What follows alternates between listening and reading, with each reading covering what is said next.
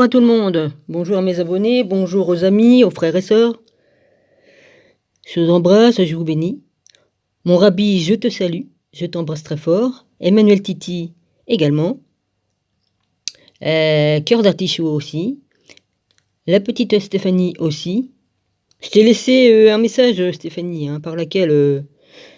écoute, moi, comme j'ai créé quelqu'un, l'esprit me parle et j'écris ce que l'esprit me dit, d'accord? Quand je parle de l'esprit, c'est l'esprit de mon père qui est là-haut, Il m'indique des choses et je les marque. Ok, je marque ce qu'il me dit et voilà, c'est tout, c'est pas un problème. Voilà. Je pense qu'on sait que t'étais ma petite sœur en 40. Ouais, t'étais ma sœur. Bah, c'est ce qui est en découle de ce que j'ai écrit, Voilà, t'étais ma petite sœur et j'ai pas pu te sauver la vie parce qu'ils m'ont flingué, ces enculés-là. Eh, évidemment, j'étais un double agent à l'époque. Ouais. J'étais juive et double agent. Je travaillais avec eux, mais c'était pour sauver les vies des juifs. Voilà, j'en ai sauvé, je sais pas combien, j'en sais rien, moi, combien j'en ai sauvé, voilà. Eh, parfois, on est obligé de se mouiller pour sauver des vies. Bah, c'est ce que j'ai fait, mais je l'ai payé cher, Voilà. 3 balles dans le dos, puis voilà, c'est bon, terminé, on n'en parle plus, quoi, voilà. C'est pas un problème. Moi, j'ai sauvé des vies dans d'autres vies, et puis on m'a assassiné dans d'autres vies, bah, c'est comme ça, Mais je sais pas pourquoi, quand je t'ai écrit, ça m'est venu, voilà, j'ai dit, t'étais ma petite sœur. Et je pense que c'est vrai, parce que je vois pas pourquoi que j'aurais écrit ça. J'en ai aucune idée, voilà, ça vient de là-haut, Voilà. Bah, j'ai pas pu te sauver, Bon, bah, maintenant, je m'en vais sur Enoch. J'ai oublié personne. Jean-Michel, je t'embrasse. J'ai vu ton message, au fait. Ouais. J'embrasse tout le monde, Philippe, Rosaline, ou Rosie, c'est comme on veut. Voilà, excuse-moi. Je dis toujours Rosie, ouais, parce que c'est moins long à écrire. Mais j'aime bien Rosie, Rose, j'adore les roses. Voilà, toutes les roses. Voilà. Et puis j'embrasse tous les autres, mais il y en a beaucoup qui ont disparu de la circulation. Il y en a plus beaucoup qui viennent sur la chaîne de mon rabbi. Je sais pas où c'est que vous êtes, mais bon, vous êtes là où c'est que vous êtes. Bon, bah voilà. Enfin bon, plus ça va, plus ça rétrécit tout ça. Il y a de moins en moins de monde. Bah enfin, on voit que sont les fidèles qui restent. Et puis d'autres qui sont barrés, bah c'est pas plus mal parce qu'il y en a, vas-y. Bon. Les têtes d'ampoule, au fond, je sais pas comment on les appelle. Les têtes à facettes. Ah oui, la tête à facettes. Excusez-moi, de dire la vérité.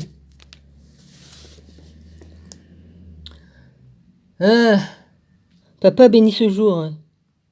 Bénis ton fils et puis bénis toutes les personnes que tu as à bénir. Je te bénis aussi, toi, Père. Voilà. Je te remercie pour tout ce que tu me donnes et puis je remercie ton fils bien-aimé, Jésus-Christ, Yeshua Amashia. Oui. Protège-le. Merci, papa. Bon, je reprends dans le chapitre... Où suis-je donc? Ah merde, j'ai fait une connerie. Ah oui, c'était au 40 que j'étais arrivé jusqu'au chapitre 40 du livre d'Enoch, mais comme la vidéo était trop longue, et ben ça a pas pris. Donc je vais recommencer à partir du...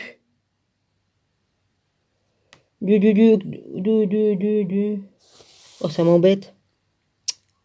Ben je vais reprendre à partir du 22 alors, Séjour des morts avant le jugement. Ou alors la faute commise par les 7 étoiles, ou il est dans l'autre, Sort des anges déchus et de leurs femmes, bon bah ça je l'ai eu. Nom et rôle des anges fidèles. Ouais. Chapitre 22, séjour des morts, bah ça je l'avais mis. Mais c'est parce que je veux mettre un autre passage. Ouais, voilà, je veux le remettre le chapitre 22, je vais vous le remettre. Voilà, chapitre 22, séjour des morts avant le jugement. Je poursuivis mon chemin et me rendis dans un autre endroit. Ça, c'est Enoch qui parle de sa vision et il est transporté là-bas. Ou il est là-bas directement parce que... Enfin bref, bon, vas-y. Voici ce qu'il dit, Enoch.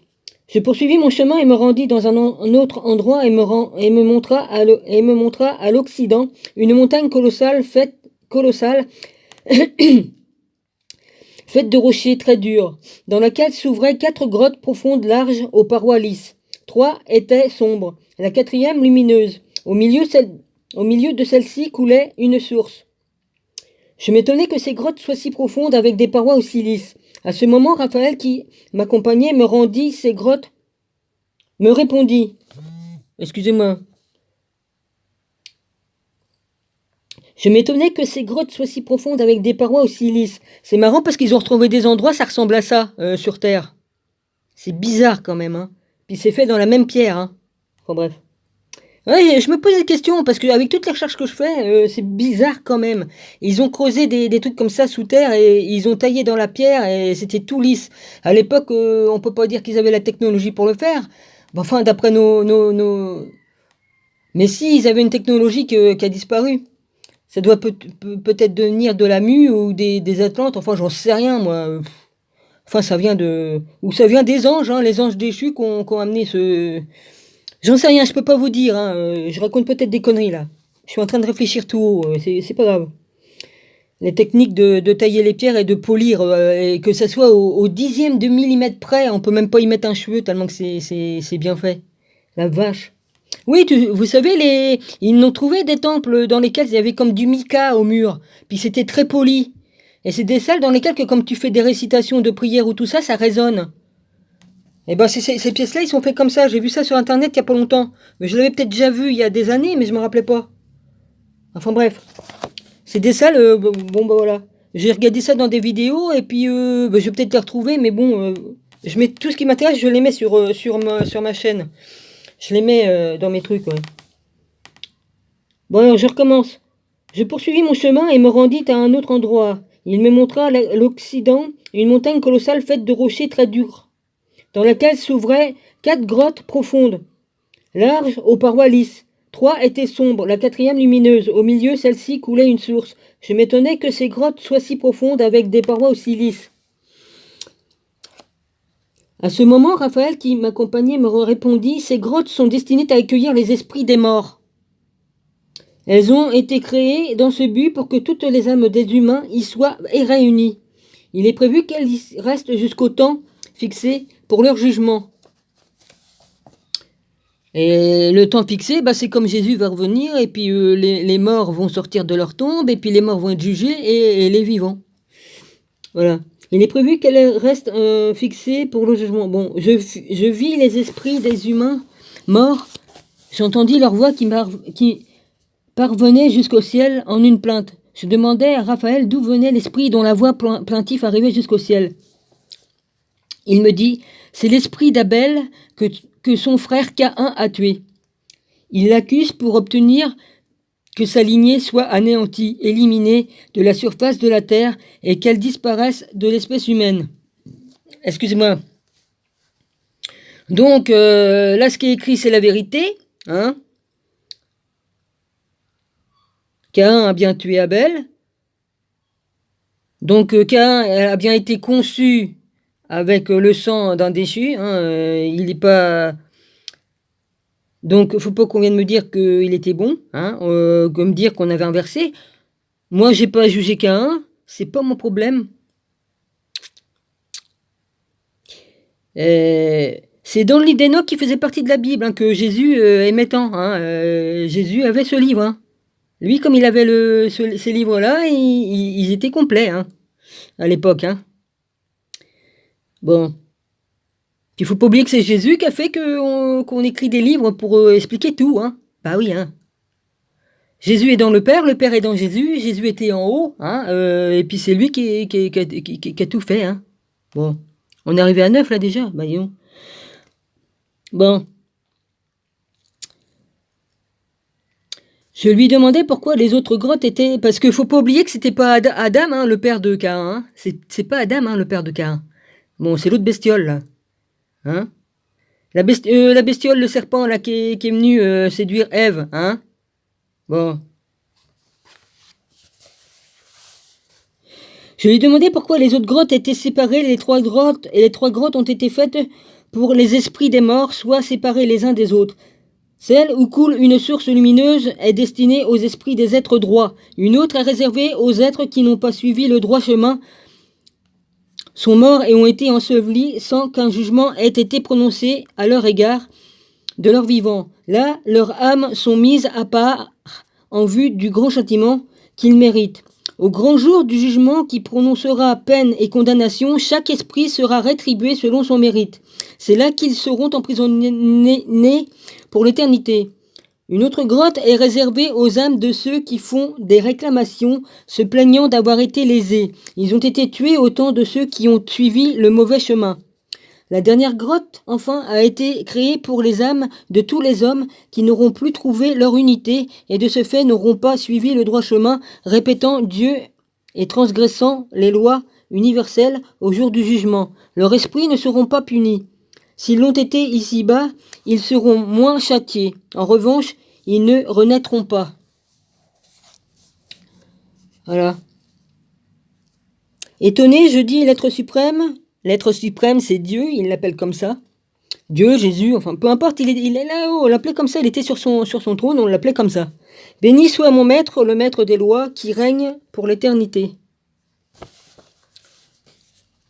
Le feu qui poursuit les lumières du ciel. Puis je me rendis à l'Occident, aux confins de la terre. Je vis un feu ardent qui se propageait sans arrêt dans sa course, jours et nuits, tout en demeurant le même. Je demandais ce qu'était ce phénomène des nuits de repos. Alors Raguel, mon autre compagnon, m'expliqua que ce courant de feu était celui de l'Occident qui poursuit tous les corps célestes. On est à 11. Chapitre 24. Enoch voit 7 montagnes splendides et un arbre merveilleux. De là, je passais dans un autre lieu de la terre et il me montra une montagne de feu qui jetait des flammes jour et nuit. Je marchais dans cette direction et je vis 7 montagnes magnifiques, toutes différentes les uns des autres, remplies de pierres précieuses, absolument splendides, d'un aspect magnifique et admirable, du côté de l'Orient. Moi, s'appuyaient l'une contre l'autre. Hein? Qu'est-ce que j'ai dit, moi?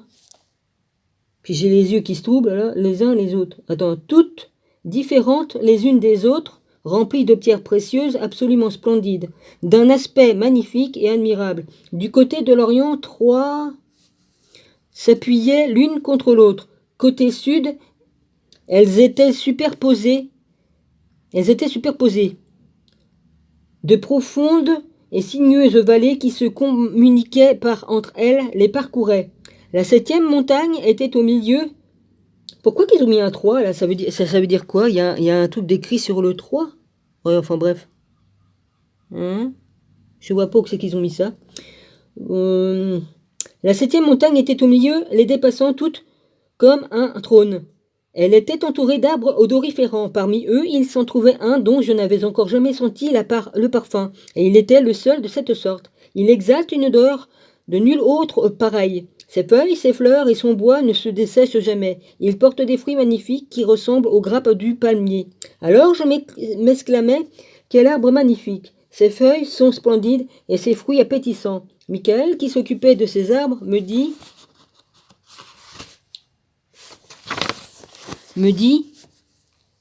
Enoch, pourquoi m'interroges-tu sur ce parfum? Pourquoi cherches-tu à en connaître la vérité? Et là, on est au chapitre 25 maintenant. Alors, moi, Enoch, je lui répondis en ces termes. Je désire tout savoir, et spécialement sur cet arbre. Il me répondit, cette montagne que tu as vue et dont le sommet ressemble au trône de l'être suprême, l'est précisément. Le Maître absolu y régnera dans toute sa gloire, lui, le roi éternel, lorsqu'il descendra visiter la terre pour y apporter le bien. Voilà, il parle de Jésus. Aucun mortel n'a le pouvoir de toucher à cet arbre jusqu'au jugement final. Lorsque Dieu tirera sa vengeance de tout ce que son jugement sera consommé pour l'éternité, alors ces arbres sera donné aux êtres droits et réunis. Grâce à son fruit, la vie sera communiquée aux élus. L'arbre sera planté au nord, dans un lieu sanctifié, près de la demeure de l'être suprême, le roi éternel. Ces élus se réjouiront car lorsqu'ils pénétreront dans ce lieu saint, sa fragrance s'insinuera jusque dans leurs os. Ils vivront une longue vie sur terre comme leur père, et ils ne connaîtront ni tristesse ni souffrance, et ils ne seront atteints ni par les ennuis, ni par les calamités. Là, il doit sûrement parler comme les 1000 ans du règne de Jésus, de Dieu sur terre. Voilà. Enoch voit d'autres. Alors je bénis le roi des cieux dans sa gloire pour l'éternité pour avoir préparé de tels présents pour les hommes. Je le bénis à nouveau pour avoir créé de telles choses. Bah, je l'avais dit dans l'autre, je le bénis aussi. Voilà. Chapitre 26, Enoch voit d'autres montagnes séparées par de profondes vallées. Bah, ça, je le reprendrai dans un autre tour, mais que je la lis. Comme ça, je reprendrai au 27. Ouais. De là, je me rendis au milieu de la terre et vis un lieu béni et fertile où poussaient des arbres qui continuaient à produire des rameaux, même quand on les coupait. Même quand on les avait coupés, pardon. Une montagne se dressait au pied de laquelle coulait une rivière dont l'eau venait de l'ouest et se dirigeait vers le sud. À l'ouest s'élevait une autre montagne encore plus haute que la première. Elle était séparée par une gorge étroite et profonde au fond de laquelle coulait une eau descendue des sommets. Encore plus à l'ouest de cette montagne, on en voyait une autre, mais moins élevée. À l'extrémité de 3 montagnes s'étendait aussi une vallée profonde et desséchée. Toutes ces gorges sont creusées dans une roche dure. Aucun arbre n'y pousse. J'étais rempli d'admiration et d'étonnement. Chapitre 27. Uriel explique à Enoch la vallée maudite. Je demandais alors pourquoi ce lieu était-il béni et cette vallée maudite. Uriel, mon compagnon, me répondit, elle est destinée à ceux qui sont maudits pour l'éternité. C'est là que seront rassemblés tous ceux dont la bouche prononce des paroles insultantes à l'encontre de Dieu, qui sont remplis d'insolence à l'égard de sa gloire. Ils resteront là tous ensemble pour être punis. À la fin des temps, ils assisteront au spectacle du jugement, lequel sera conforme aux lois universelles et se fera en présence de tous ceux qui les respectent. Là, tous les jours, ceux qui auront obtenu une juste rétribution béniront l'être suprême en gloire, le roi des cieux, pour l'éternité. Le jour du jugement des mauvais, ceux qui suivent la loi le béniront en remerciement de ce qu'il leur a attribué dans sa miséricorde. Ainsi je bénis le Maître absolu en gloire. Moi aussi je le bénis. Ouais, puis dans l'autre j'avais marqué, il marquait aussi dans 79 Jean 11, 24. Ou alors 79 Jean 11, 24 Marthe. Ou alors c'est marqué Matthieu, mais je sais pas, c'est M-A-R-T-H-E. Ah non, c'est ça. 79 Jean 11, 24. Marthe, ou c'est marqué ça, lui dit, je sais qui ressuscitera en la résurrection en dernier jour. Jésus lui dit, moi je suis la résurrection et la vie. Celui qui croit en moi encore, qui soit mort, vivra. Et quiconque vit et croit en moi ne mourra point. À jamais, crois-tu cela? Voilà ce que Jésus dit.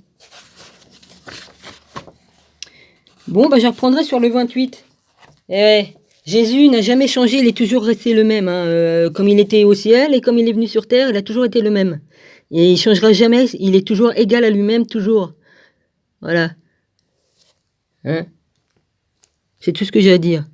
Bon, bah je referai une tout à l'heure parce que là, elle est à 18. Voilà, donc je referai une autre. Ben, je vous embrasse, je vous bénis et puis, ben, bon dimanche. Voilà.